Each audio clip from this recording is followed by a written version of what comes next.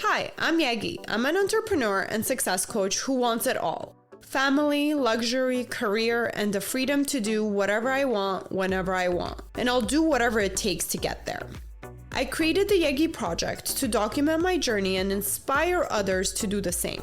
My mission is to change the world by influencing and leading others to do what they love and live fulfilled lives. Hello, hello, hello. Welcome back to the Yegi Project. Today we have Matt Remuzzi, who is the owner and founder of CapForge, and they specialize in tax services. But I would like to get to know him better of what led him to this path. So take us back a little bit, Matt, tell us your story. How did you get to this point? Yeah, I always wanted to have my own business. Even when I was a kid, I always wanted to have my own thing. I just felt like that was going to be the right path for me. But I didn't really know what that was going to look like. I didn't know how to do it or what to start. I started a bunch of little things, but nothing that really went anywhere. I went to college. I studied psychology, even though I wasn't really interested in psychology, but I thought it would give me a good foundation for knowing, how to interact with people better and understand people. And I figured that could be helpful. And then I went to work in restaurants after college for a while, but I knew that wasn't really a path that was going to get me where I wanted to be. I still didn't know how to get there. So I went and got my MBA because here in San Diego, there was an MBA program that had an entrepreneurship track. And I thought, oh, okay, if I go and do that, I do the entrepreneurship track as part of the MBA, then maybe that will finally set me on the path of, doing something on my own. So I went and did that and graduated, and I still hadn't really figured out what I was going to do, although I met a lot of great entrepreneurs and had a lot of inspiration from that, but I still didn't know what I was going to do. I started at this company that was working with small businesses, helping them do financial projections and write business plans and things. And so I started doing that. I got hired in May, right after I graduated, and then I got laid off in October because the company just wasn't doing that well. And so I thought, well, maybe what I should do is I'll just keep doing the consulting that I learned how to do. There's lots of small business clients that need it. They couldn't pay the consulting company's rate, but I could charge them something that would work for me and would be cost effective for them. And I'll just do that until I find a real job. So that was in October of 2000. I still haven't found a real job yet. I've been doing my own thing ever since. And it's evolved over time. I started working with small businesses doing consulting, and then that led me to develop some software that I could sell to them so they could do it themselves. That seemed like a more scalable model. Along the way, there was a catering company that came up for sale that I saw, and having restaurant experience, I thought, oh, I could buy this catering business, I could run that, I could sell the software, at the same time. So I bought that catering business, I grew it, I sold it 4 years later because I realized I didn't want to be in the catering business. It was a great experience, but it wasn't really for me. And so then after I sold the business, I sold it myself. I thought, oh, you know what I could do? I could be a business broker and I could help people buy and sell their businesses. And then when I find good ones, I'll just buy them. And the ones I don't want to buy, I'll sell, I'll make a nice commission. So I did that for 4 years and I sold 36 businesses, but I never found one I wanted to buy. Wow. But what I kept hearing was, because the first thing you do when you go to talk to somebody about selling their business is you say, okay, let's look at the books. Let's look at your financials and see how the business is doing and what it might be worth. And over and over again, I would hear, oh, yeah, the bookkeeping is a mess. Oh, yeah, the books are out of date. Oh, yeah, I don't think my bookkeeper knows what they're doing. And I was like, oh, maybe this is the opportunity I've been waiting for. And so in January of 2012, CapForge became a bookkeeping company, and I was doing it all myself out of the spare bedroom. But that was what took off. There was a ton of small business owners that needed that help. They liked I was very customer service oriented, having come from the restaurant industry, which a lot of accounting firms are not very customer service oriented. So that made us stand out. I also charged just a flat rate. It's this much per month. Every month is the same. Most bookkeepers at that point were charging hourly. So clients didn't like, this month Mm. it's 8 hours, next month it's 4 hours, the next month after that it's 12 hours. I never know how much I'm going to end up paying or why it's so different month to month. So I had fixed prices. So that worked out. So very quickly, I got enough clients that I could hire somebody. I got an office. I hired a bookkeeper. I just continued to go out and find more clients and grow the business and hire more bookkeepers and get bigger offices. And now here we are, 12 years later, I have 78 employees. I have clients in all 50 states. We have over 1,200 clients. We added tax, we added payroll, we added advisory and other services that these small businesses needed. So yeah, I mean, that's my journey. Took me 12 years to kind of figure out what to start, and then another 12 years to get from me in a spare bedroom to, where I am today. So it's been a long journey, but I feel like it's all kind of every piece helped build to the total. Wow, I love that story. And I love how you pivoted and kind of took what you had in front of you at that moment with an opportunity based on what you see that was needed in the industry. And you're like, okay, well, I'm going to pivot. I'm going to do this instead of just sticking to your original business plan, your original idea, which I know could be really challenging at first to make that final decision to just switch gears, because sometimes it's almost like starting over. Now, throughout your journey, since you've been in the entrepreneurial industry and doing it yourself for 20 plus years, what is the best advice you would give to our listeners? What tactics or what skills would they need to build initially in order to kind of have that skill to keep going if something's not working out or to actually be able to pivot themselves? So, I mean, I think it's two things. So, one thing is, I think it's really helpful to have a skill or an ability that it forms the basis of your business, right? It's kind of hard to say, I just want to have a business, but I don't really know how to do anything in particular. I'm not especially good at anything. I don't have any real focus, right? That's where I was as a kid, even into my early 20s. I wanted to have a business, but I didn't have anything to offer in, especially. So once I kind of got to the MBA and I learned accounting and I became good at, working with small businesses, then I had the ability to say, okay, if I start a business, I have a skill set working with small business owners, being able to help them. Now it's just a matter of figuring out how do I deploy that into a business. So two things. One is, having some skill, some ability, some trade that you can offer as the basis of your business. And then two, just getting started, right? I took a long time trying to plan and hesitate and get the perfect idea and the perfect name. And I should have just started because all that changed anyway. It changed many times over the years, right? So really, if I had it to think about again, right in, instead of going to psychology in college, I could have taken accounting in college, or even just online classes would have been enough, and then started the business then instead of trying to say, oh, I don't know enough, I'm not old enough, I don't have enough experience yet. I could have just dove in and kind of learned as I went. And if I'd done it that way, maybe today, CapForge would have 700 employees instead of 70. But it all was part of the journey, right? I had to learn Of and make course. mistakes and grow. But if I was coaching somebody If you were now to who's do it thinking all about, over again. if I was to do it again, or if somebody was asking me, what should I have if I was going to start a successful business, I'd say have something, a skill, whether it's, you could be a graphic design, you could be a voice actor, you could create websites, you could be an AI expert, you could be a window washer. It doesn't, just have something that people are willing to pay you for, and then just jump into it and start. And you'll make mistakes and you'll screw up and you might have to pivot a couple of times, but you'll be so much farther along in your experience by having started than if you're just sort of sitting on the sidelines thinking about it. Yes, because we do genuinely learn a lot more in the field compared to going to school and books and theories, talking about it, thinking about it.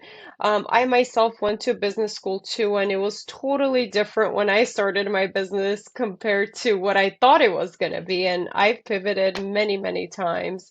So, that's something I've learned the hard way as well. Even just designing like the shopping bag, I had spent months on end and I didn't end up using that one perfect design when I was first starting. And it was much better to just have started, like you said. So for our entrepreneurs out there who are just starting on their journey, I guess that's the first advice, that piece of advice that Matt would share with us for today. Now, as far as being an entrepreneur, I know there's a lot of ups and downs. There is very exciting moments, and there's tasks that sometimes you really don't want to do. So, for our passionate creators out there, what would you advise them? Because sometimes having the business of a certain, I guess, more creative type of work is different when it turns into a business compared to just doing the creative side of it. What was your experience with scaling and actually trusting other people to take over certain parts of the business? Yeah, I mean, there's no matter what business you're in, whether it's creative or analytical or anywhere in between, there's always that concern that, well, this is my business. I'm going to put all my effort into making sure I do a great job. I get it right. I pay attention to the details. I really make sure I do what the customer is expecting and to my own best ability. And if now I have somebody working for me and I'm going to hand some things off to them, they're not the owner. They probably won't care as much as I do. They might not try as hard as I would try, and that's going to make me nervous.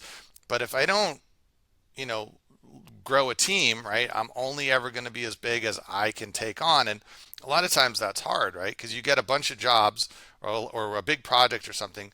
You get really busy with that. You spend all your time on that. You're not marketing. You're not bringing in new jobs. You can't even, there's no room for new jobs.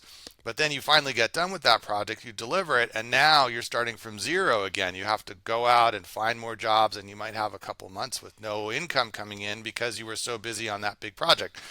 The way to get past that is to grow a team so you can scale up what you can take and you're not dependent on kind of one job at a time or whatever you can handle. And the way I found to manage that was really stuff that I learned in the restaurant business and in my early career, which was if you want to hand something off to somebody, you have to set clear expectations. This is exactly what I want you to do. This is what I want it to look like when you're done. This is what I'm going to be looking for in terms of checking your work and making sure that you're meeting those expectations. If I give you a clear set of instructions, a clear set of expectations, and you don't do it, still don't do it the way I needed to, then I might need to coach you a little bit more, or I might realize you're just not the right person for this job.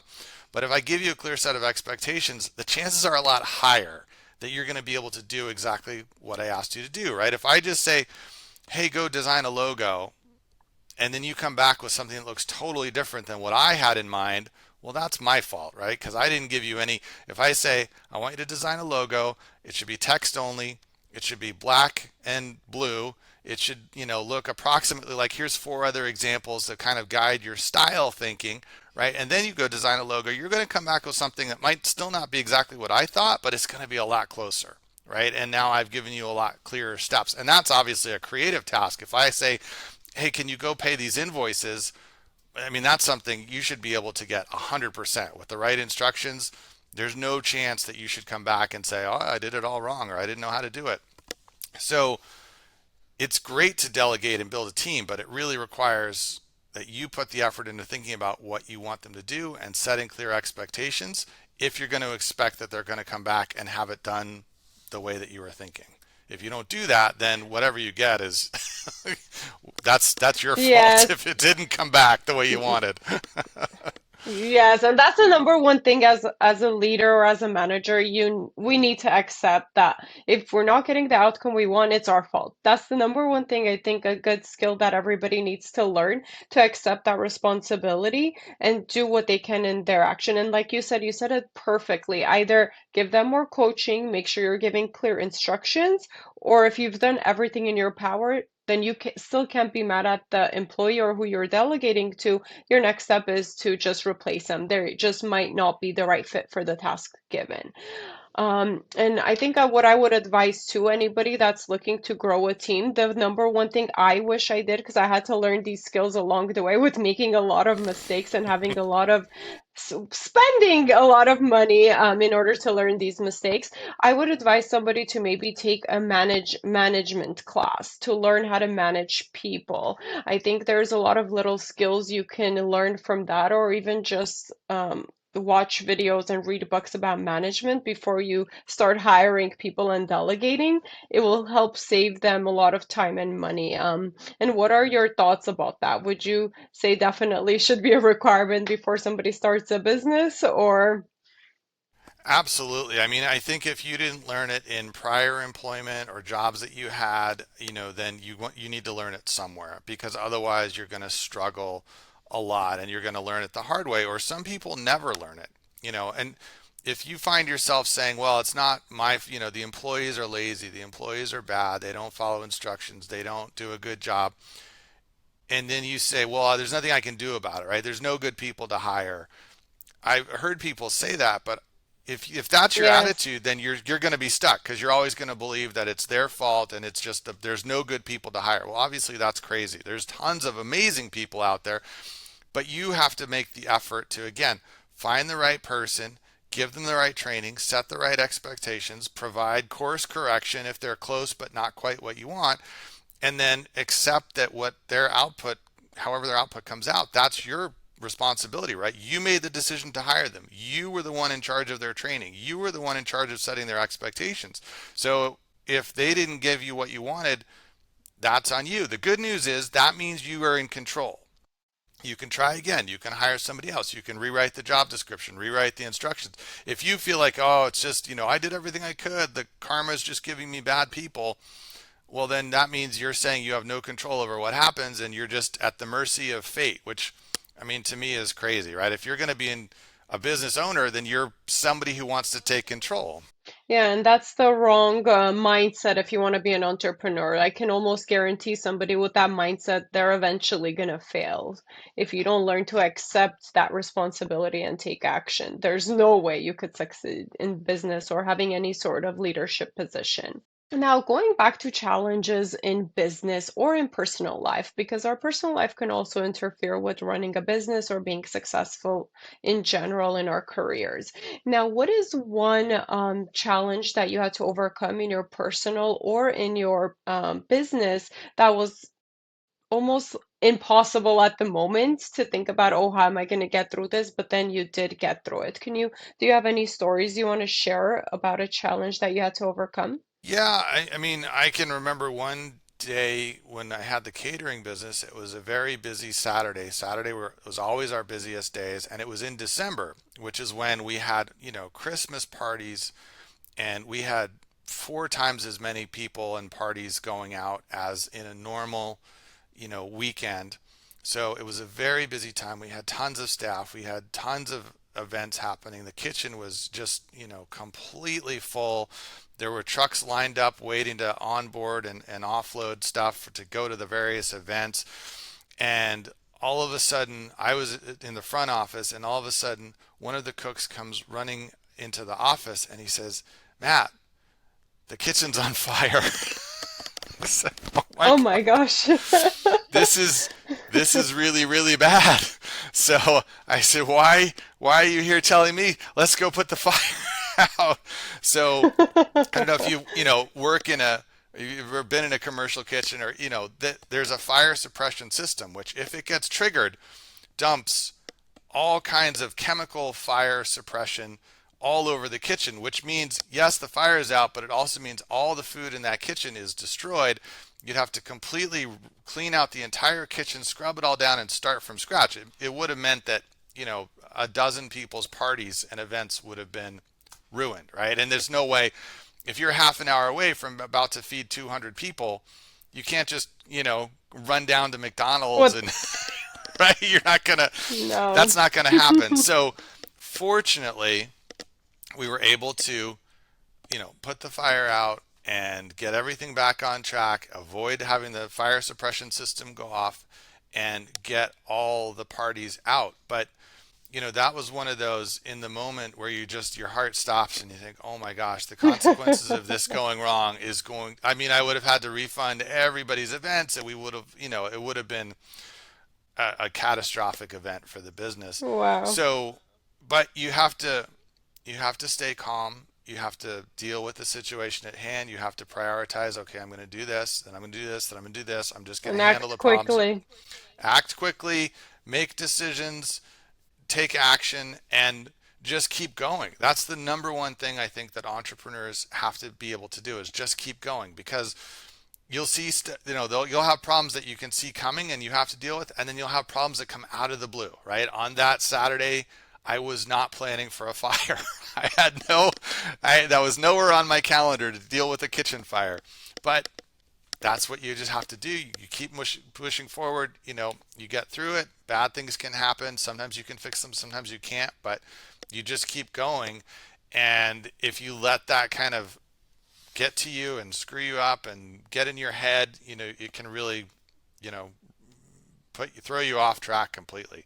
So you kind of have to just take it as it comes and deal with it and keep moving forward. So, I mean, it's a good lesson in life, just handling things that come up, not getting too, bent out of shape or excited or angry or whatever. Just kind of, okay, we'll just deal with it, whatever it is. Or you standing in line at the airline counter, right, and they cancel your flight. I could get mad, but I can't fix that. So what am I going to do? I'm going to get a hotel. We're going to do this. We're going to do that. We'll book another flight tomorrow. Just kind of move on. But you see some people, that happens and they just melt down, right? And well, weather canceled it. It wasn't anybody's Yes. fault, right? So screaming at the airline gate agent, or cursing and throwing a tantrum, like that And doesn't. it's not going to change anything. It's not going to change. It's not going to help. So just, okay, this happened. What are my options? Here's what I can do. Move forward. It's a good life lesson, I guess, in general, running a business. If you're good at that, you're going to be good at a lot of It things in really life. is. It really is. That's another key skill I think is necessary to be successful in life or business is to take action instead of just take quick action instead of just sitting and dwelling on something negative that happened. Of course, things could throw us off, but just don't let it extend where it's affecting your life or business, right? Like you said, I love how you put it. Look at your options of that moment of what you could do to move forward and then take action. Don't just throw tantrums. Right. Now, I'm very impressed with how you've scaled and grown your business to 70 plus employees. That is a really nice size team in today's world because I know besides the 70 plus team, we can also have contractors. We have other tools to help us. So it takes a lot to have 70 employees and manage that size of a business. Now, I think I read in your bio that you're more now relying on your employees to kind of do the day-to-day while you step back and try to grow the business, be part of other things. Can you share your personal day-to-day and what it took to get you from one man company doing it from your living room to growing to all the employees and what steps did you need to take to be able to be here today? Yeah, I mean, it definitely was an evolution. When I started, when I had the first employee, second employee, kind of all of us did everything, right? I was still doing bookkeeping, I was doing billing, I was doing customer service. But as you grow, you kind of segment into things. Okay, the bookkeepers are just going to focus on the bookkeepers and bookkeeping, and I'll get an admin person who can take care of some billing and payroll. And then as you continue to grow, you have specialized bookkeepers. These bookkeepers will deal with these kinds of businesses. These will deal with those kinds of businesses. As we add tax and other things, you continue to grow and segment and build teams where this person's been here the longest, or this person's the not necessarily the longest but the most suited to manage, and so we'll have them manage this team and this person manage that team. And as we continue to grow and scale up, I identified early that I really wanted to be able to be in a position where I could invest my time in continuing to work on growing the business, but also if I was out for a week or a month, it wasn't going to be like, oh, well, now the business has to shut down because Matt has to do this. Matt has to sign off on that. Matt does all the sales calls, right? If I'm a bottleneck to the business, then that puts everybody in jeopardy for one, because if something happens to me, then all the people who work here now are like, oh, what happened? We have to go find another job, and all the clients are left hanging. So I wanted to build a system that I could still be very involved in, but it didn't rely on me or any one person for that matter, right? You shouldn't hopefully get you. It's almost My like a goal is to checks and grow. balance system. Exactly, and no single point of failure, right? If any one person for some reason doesn't come into work today or tomorrow or never again, the whole business doesn't fall apart, right? So everybody is cross-trained, and there's always someone else who can step in and help if the main person whose job it is isn't available. And I was no different. I don't I shouldn't be the linchpin to the whole thing either. So in January 1st, 2022, there were two different women who work here for me. And this business, accounting, we have 80% or more of the people who work here are women, which is great. I identified two different people who had the leadership and management skills to be able to step up to be my co-CEOs, and they really share the day-to-day responsibilities of making sure that everyone else is doing what needs to get done, that we're continuing to grow and onboard clients and provide great service and everything else. And that was a great thing for me because now I can invest my time in not doing that day-to-day stuff, but really in focusing on how are we going to get to the next level, how we're going to continue to grow, but also being able to enjoy some of the benefits of having a management team, which means I can take more time off, I can spend time with my family, I can pursue other hobbies. And I mean, I love coming to work, I love doing what I do, but there's more to life than work, obviously. And it's great Of to be able course. to take time for that as well. And know that if I had to leave, if it was an emergency, if something happened, it doesn't mean that the business is going to stop and wait for me or start to fall apart, right? It'll keep right on going and things will be handled and I won't come back to a giant mess. And that's one of the things I think most small business owners wish they could get to, but unless you specifically plan and make that your goal, it doesn't happen by magic, right? You have to make that your intention and build your business to be able to be okay without you.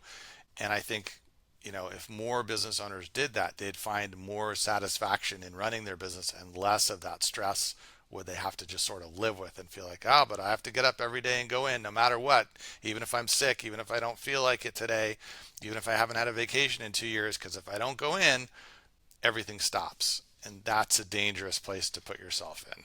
Yes, I definitely agree with that. And I had a experience in running my business back in 2019 before COVID, thankfully. Me and my then boyfriend, he's my husband now, we had planned an RV trip to do a US tour. And that's when I was gonna pretty much take about 10 months off, but still be involved virtually as much as I can to help run things. And every single person told me, "Oh, your business is gonna fail. Things are gonna fall apart. How can you step away for that long?" But I was also marketing the business along the route too, so it was a beautiful experience.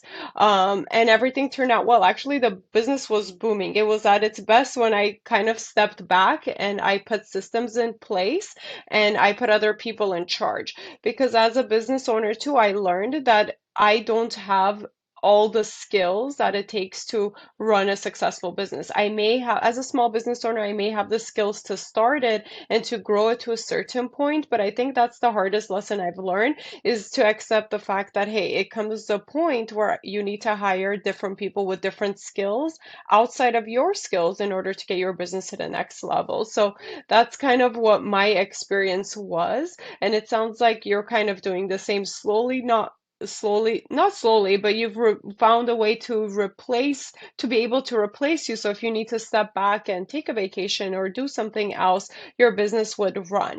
And I think a lot of people, like you said, in small businesses are afraid to let go because they don't think they can find people that care about their business as much as they can. But in order to get to the next level, that's a scary jump that we need to make. Absolutely. Yeah. I think, and congratulations, by the way, for being able to take 10 months off and not off, but, to be able to go and do that. I think, a lot of people say that's not going to work. It really comes from a place of jealousy, right? They wish they could do that. And the fact that you figured out a way to make it work for yourself and your business is fantastic. And I think, if everybody thought about their business from the standpoint of what if I could leave for 6 months, and not have everything fall apart and actually have the business grow. And they planned for that, even if they didn't end up doing it, just the effort of setting the business up to be able to do that would be, I think, a great improvement for the business. And then if you got into the trouble and you got it to where you could do that, well, why not go then, right? So I think that's a fantastic way to Exactly. think And you about your said it, business. having systems in place.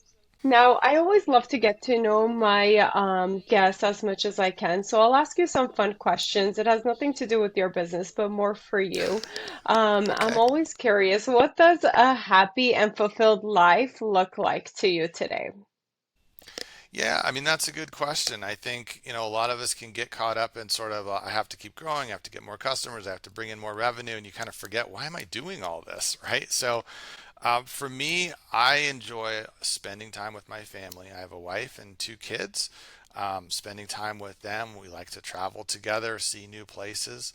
I also recently, it's been a long time goal to get my private pilot's license. So I recently accomplished that, and I've been going flying on the weekends. So that's Congratulations. been great. Thank you. And, also giving thought to, aside from, sort of going on vacations and spending time with family and indulging in fun things, I really been spending time lately thinking about, what are some ways that I could potentially give back, whether it's, I don't know, offering education or getting involved in some public service or, you know, funding some charities. My wife spends a lot of time working at a horse rescue. So, we could get more involved in that, or I could get some more involved in that on the financial side or, helping them with their nonprofit activities. So, I think there's a lot of things I'd like to continue to do and add to my life that would make it even more fulfilling. I'm very happy with where I'm at now. But I think, there's even more. We're at the point where we can do more. And I think, it's not that fulfilling at a certain point to just say, oh, look, I have this amount of money and I can go indulge in things and buy toys and have fun. That's great.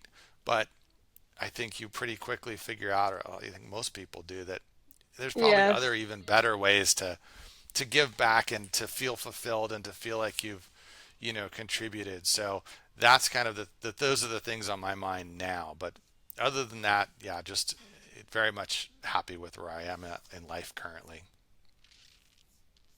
Beautiful. And like you said, once you get to a point where you can buy the things you really want to buy and do the things you really want to do, it comes to a point where you question yourself. It's like, okay, what now, right? What's next? And I think a lot of people do learn that giving really, and if it's your service, your time, it doesn't even have to be money, but giving and feeling like you're part of something and contributing is really what we can do to get fulfillment. And even this podcast, even you talking to our audience and listeners, I think it's such a good way to service the young, hungry entrepreneurs who are trying to get to where you're getting. And you're a real person who's done it. So thank you for that. Thank you for sharing your story. I think it's wonderful to be able to do that for people. Because for myself too, initially when I was starting out, that's where I got my motivation. I was listening to a lot of different people who started out with nothing and they built, or they struggled, they failed, they got up. So it's really nice to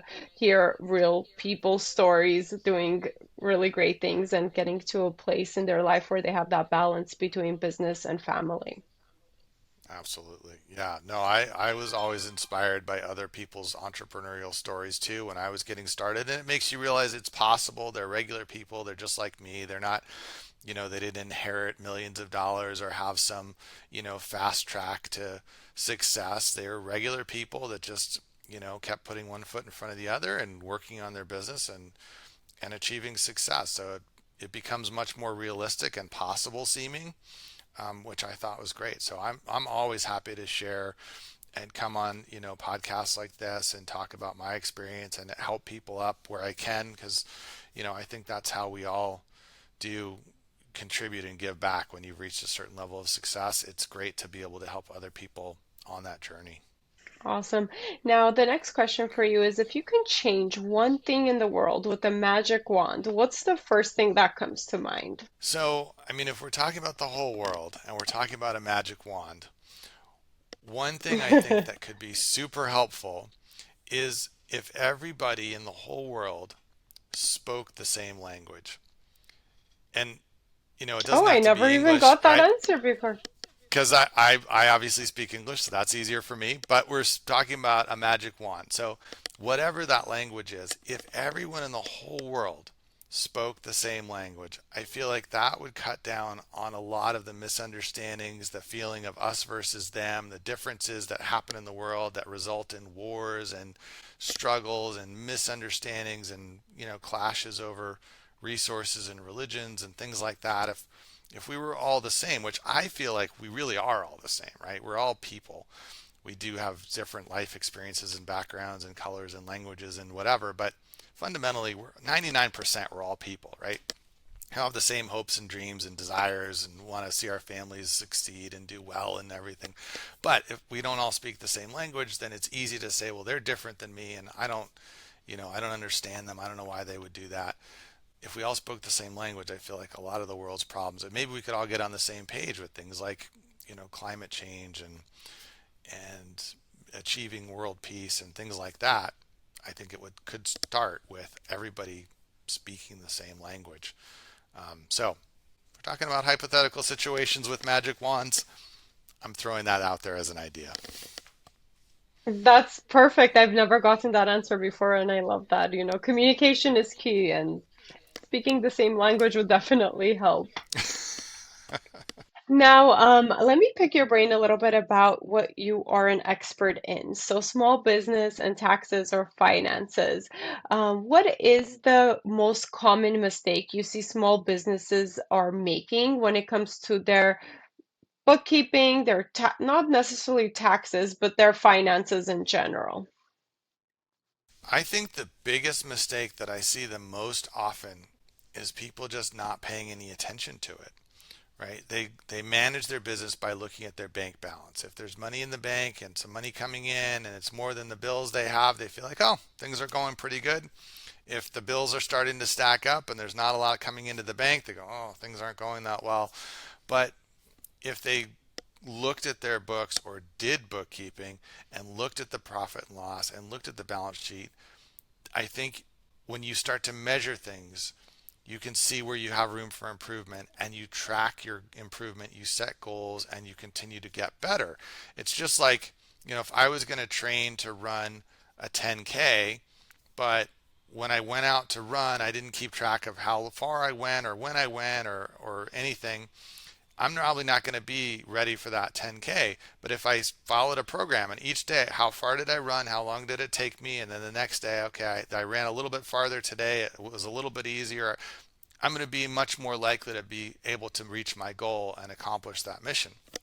Businesses are the same way. If you're tracking where are my sales coming from, which different channels, what, ads or referral partners or how is money coming in and then where is money going out and how am I doing and am I making a profit every month and looking at how is this month compared to last month compared to this month last year by tracking it and setting goals and keeping on top of it, I think you're much more likely to be successful, to know where you're at, to be able to anticipate, okay, I can hire somebody or I can run that next ad campaign or, these products are much more profitable than those products or whatever it is. I just see a lot of business owners going, oh, I don't like numbers, oh, I don't really want to get into the details. And as a result, the business never gets to a point where they could hire the next person. They could start delegating. They could start building a team. Or they could maybe, but they're not sure. So they hold back. Oh, what if we had a dry spell? I don't want to run out of money. So the biggest single mistake that I see the majority of business owners making is just not taking a little bit of time. It doesn't take a lot of time and it's not hard. You don't have to be like a math whiz. It's really just looking at those basic numbers that every business generates or could generate and setting some goals and tracking your progress and making adjustments based on data instead of just sort of seat of your pants, gut feel, bank balance management. I'm laughing because I have made that same mistake, and I come from a MBA accounting background myself, and I've still made that same mistake when I was practicing it in business. So it's really the case. A lot of business owners get excited about making the sales, having the business grow as long as there's money in the bank account. We're like, yay, we don't have to worry about all the details of it, right? If I have enough money, I don't care where it's coming from. But when things start going down, that's when we're like, oh my God, what just happened? But as you said, I've learned the hard way again, is once you do actually track everything, it's much easier to correct actions or see, okay, where is something going wrong that I could correct immediately.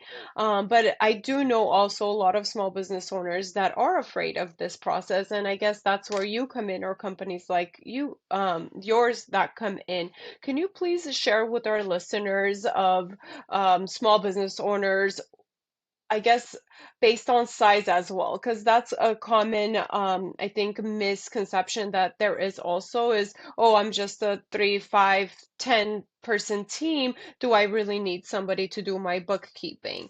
How, as far as cost and scaling and services out there, can you go a little bit more in detail for the new, not new, but for the small business owner that might not know anything about this side of things?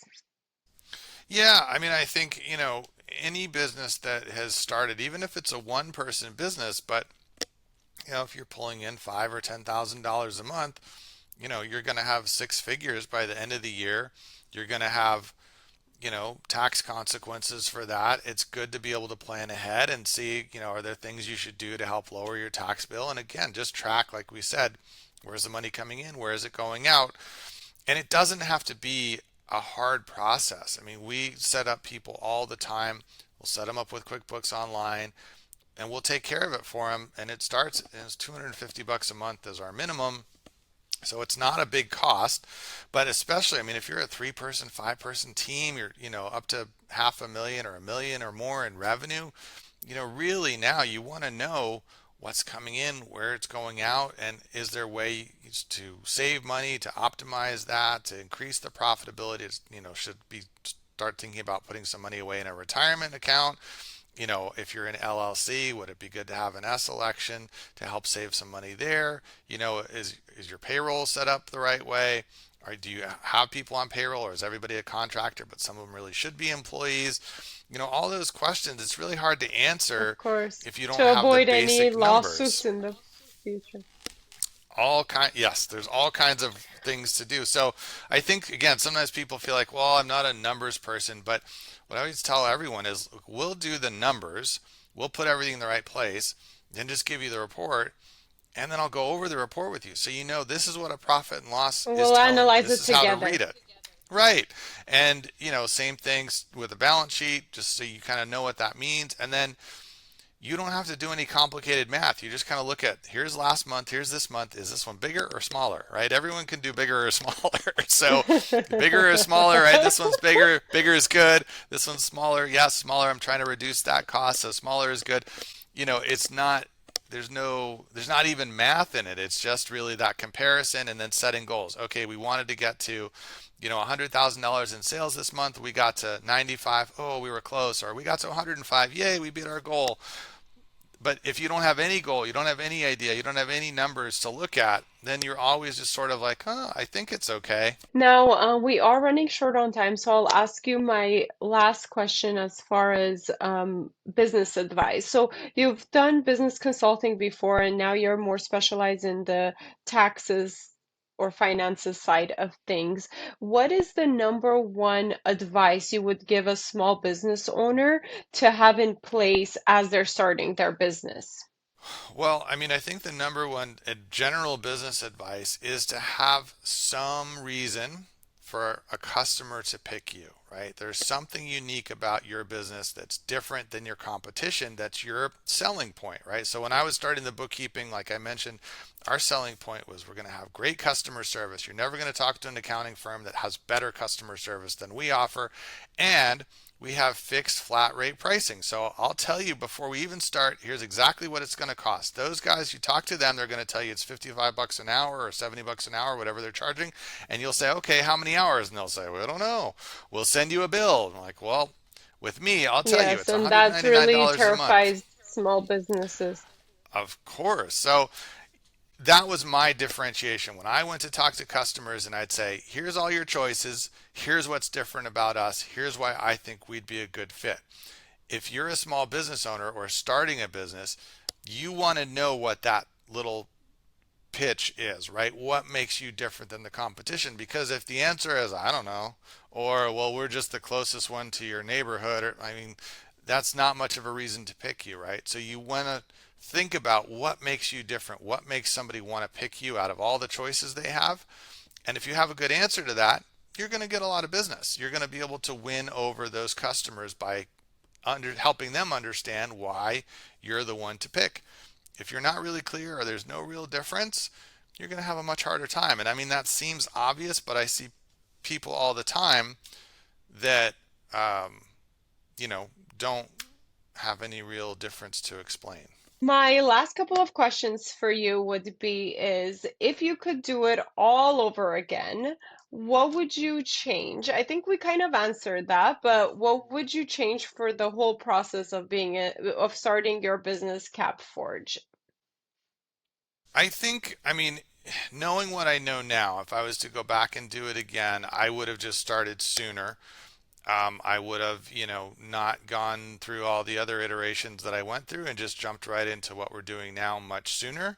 Um, and, I think would probably be farther along. But I mean, it's hard to say because a lot of what I know now is the basis of those years of experience doing other related things.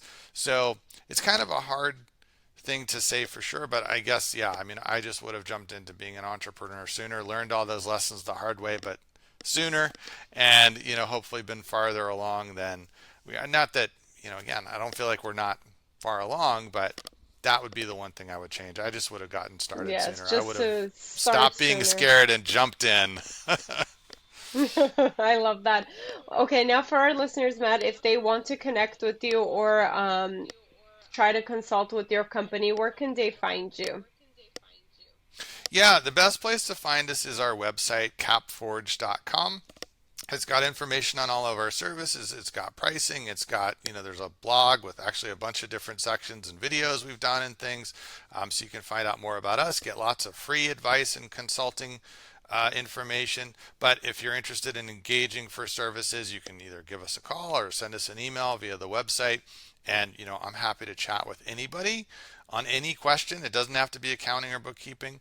If I can help you, I'm happy to talk to you.